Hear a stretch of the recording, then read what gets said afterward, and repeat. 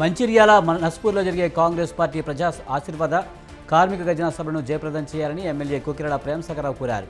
సభలో మంత్రి శ్రీధర్బాబు, తెలంగాణ కాంగ్రెస్ ఇన్ఛార్జ్ దేవదాస్ మున్షి ముఖ్య నేతలు పాల్గొంటారని తెలిపారు. వాస్తవాలు తెలుసుకుని తనపై ఆరోపణలు చేయాలని ప్రతిపక్షాలకు కోకిరాల హితవు పలికారు. గంజాయి రహిత జగ్గయ్యపేట మారుస్తానని శ్రీరామ్ రాజగోపాల్ తాతయ్య అన్నారు. ఎన్టీఆర్ జిల్లా జగ్గయ్యపేటలో ఆయన మీడియా సమావేశంలో మాట్లాడారు. జగ్గయ్యపేట సెగ్మెంట్లో ఎక్కడ చూసినా గంజాయి దొరుకుతుందని ఆరోపించారు. వైసీపీ హయాంలో గంజాయి అమ్మకం జోరుగా ఉందని, గంజాయి మూలాలు జగ్గయ్యపేటలో ఉన్నాయన్నారు. ఖమ్మం జిల్లా కొత్తగూడెంలో కాంగ్రెస్ అభ్యర్థికి రెబల్ బెడద పట్టుకుంది. అధిష్టానం ప్రకటించిన అభ్యర్థికి కాకుండా రెబల్ అభ్యర్థి పొట్ల నాగేశ్వరరావు వెంటే తాము ఉంటామని స్థానిక కాంగ్రెస్ నేతలు తీర్మానం చేయడం కలకలం రేపింది. ఎన్నికలకు ముందు పార్టీలో చేరిన వారు తమపై పెత్తనం చేస్తున్నారని టీపీసీసీ సభ్యుడు జేబీ సైరీ వద్ద కార్యకర్తలు ఆవేదన వ్యక్తం చేశారు.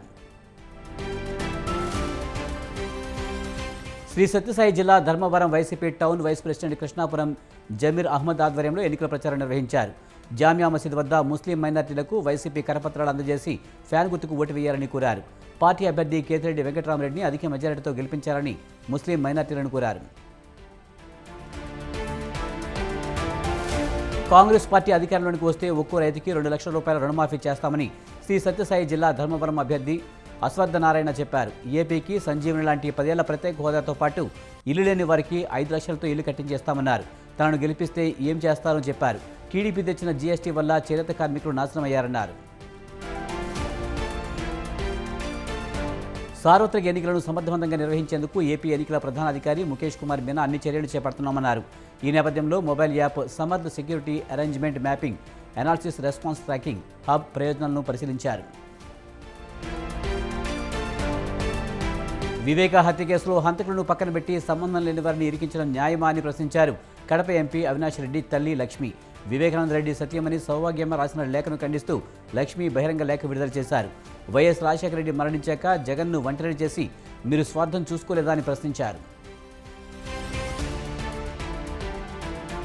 అనంతపురం జిల్లా తాడిపత్రి తహసీల్దార్ కార్యాలయం ఆవరణలో స్వల్ప ఉద్రిక్త పరిస్థితి నెలకొంది.